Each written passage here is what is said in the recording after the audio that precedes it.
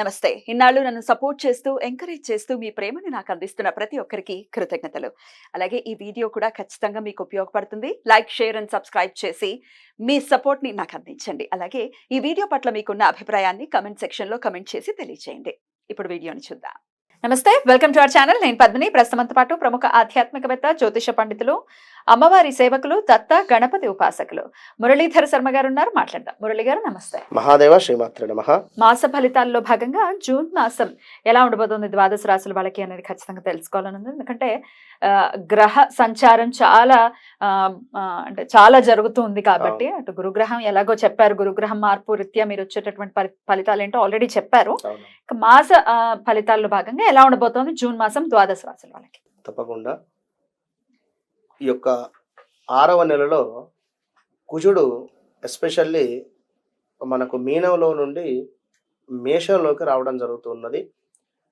కుజుని యొక్క ఇంటిని అంటే ఈ యొక్క మేష లగ్నాన్ని కానీ మేష రాశిని కానీ ఈ యొక్క శని భగవానుడు తన ఎక్స్ట్రా లుక్ ద్వారా వీక్షిస్తూ ఉన్నాడు. కనుక కుజుడు మీకు ఇచ్చేటువంటి రిజల్ట్ శని భగవానుడి ద్వారానే తన ఇవ్వమంటేనే ఇస్తాడు. కనుక ల్యాండ్ ఇష్యూస్ కానీ, ఏవైనా రియల్ ఎస్టేట్ వ్యాపారం కానీ, కోర్టు సంబంధిత విషయాలలో కానీ కాస్త మీ జాతక పరిశోధన చేసుకున్న తర్వాతనే ముందుకు వెళ్ళండి. ఎందుకంటే ఏదో బాగుంది బాగాలేదు అని చెప్పారు కదా అని చెప్పి గుడ్డిగా వెళ్ళకుండా ఖచ్చితంగా మీ డేట్ ఆఫ్ బర్త్, పుట్టిన సమయంలో దశ ఏం నడుస్తుంది, అదేవిధంగా ఈ కుజుడు ఎక్కడున్నాడు అనే విషయాన్ని చూసుకొని ముందుకు వెళ్ళాలి. ఎందుకంటే మీ జాతకంలో కూడా శని చూపు ఒకవేళ కుజుడి మీద ఉన్నట్టయితే మామూలుగా ఉండదు, మీకు చాలా ఇబ్బంది అవుతుంది. ఇది అర్థం చేసుకొని మీరు ముందుకు వెళ్ళండి. ఇక శుక్ర బుధ సూర్యులు ఎక్కడ ఉండబోతున్నారు? వీరు మనకు వృషభము, అదే విధంగా మిథునంలో ట్రావెలింగ్ ఉంది వీరికి. ప్లస్లు మైనస్లు మనం ఈ యొక్క వీడియోలో తెలుసుకుందాం. తప్పకుండా. మరి ఈ జూన్ మాసంలో ద్వాదశ రాశుల వాళ్ళకి ఎలా ఉండబోతుంది ఇప్పుడు తెలుసుకుందాం. మరి ఇక మీన రాశి వారికి ఎలా ఉండబోతుందండి ఈ మాసం మొత్తం కూడా? తప్పకుండా అమ్మా.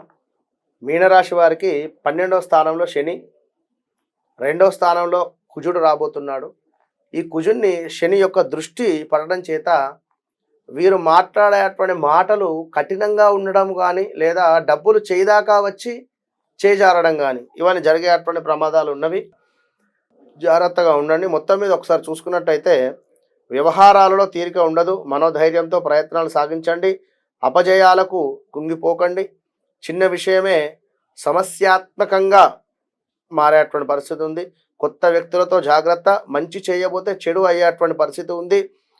ఇంకా చూసుకున్నట్టయితే కొన్ని పనులు అసలు ఇవి అవుతాయా అనేటువంటి క్వశ్చన్ మార్కులో హడావిడిగా అయిపోయేటువంటి పరిస్థితి. కొత్త పరిచయాలు బలపడేటువంటి పరిస్థితి. ఇంకా అయిన వారి ప్రోత్సాహము, మానసికంగా కూడా ధైర్యంగా ఉండేటువంటి పరిస్థితి. విలువైన వస్తువులు కొనుట, గృహము సందడిగా ఉండేటువంటి పరిస్థితి. ఆరోగ్యం మాత్రం జాగ్రత్త. 12లో శని ఉన్నాడు.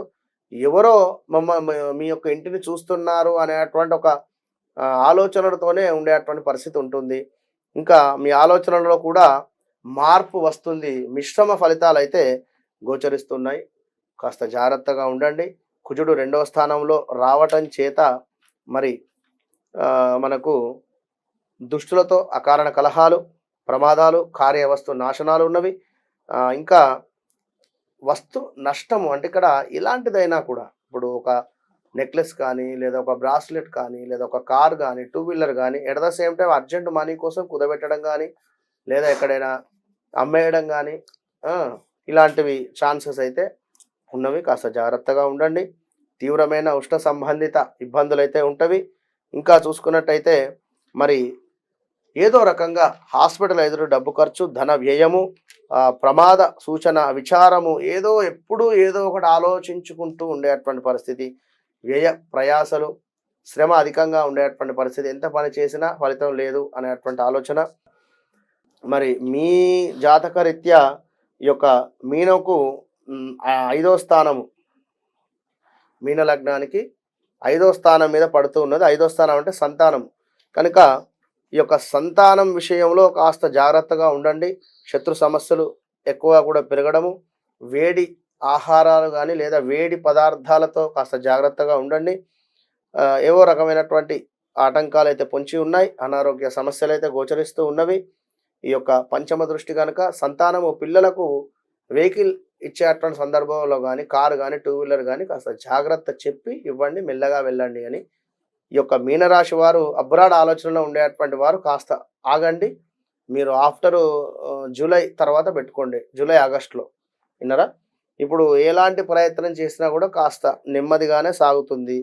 ఇంకా చూసుకున్నట్టయితే మరి ఈ యొక్క మీనరాశి వారికి 8వ స్థానం మీద 9వ స్థానం మీద ఈ యొక్క కుజుని దృష్టి పడుతూ ఉన్నది. 8వ స్థానం అంటేనే శ్వాసకోశ సమస్యలు, రుణబాధ, కార్యాలలో ప్రతికూలత, అగౌరవము, వ్యవహార మాంద్యత, అధికారుల నుండి సమస్యలు కావచ్చును, స్థాన చలనాలు, ఇవన్నీ కూడా గోచరిస్తూ ఉన్నవి కనుక బీ కేర్ఫుల్, చాలా జాగ్రత్తగా ముందుకు వెళ్ళండి కుజుని యొక్క అనుగ్రహాన్ని పొందుతూ. మరొకసారి ఈ యొక్క సూర్య భగవానుని చూసుకున్నట్టయితే సూర్య భగవానుడు కూడా వీరికి 3వ స్థానములో బుధ, శుక్ర, సూర్యుడు, అదేవిధంగా గురువు ఉండడం చేత 3వ స్థానం అంటేనే చెప్పిన మాట వినడం. ఇప్పుడు మొన్నటిదాకా ఓకే సరే అనేటువంటి వారు ఇప్పుడు మీ మాట వినకుండా ఉండేటువంటి పరిస్థితి ఉంటుంది.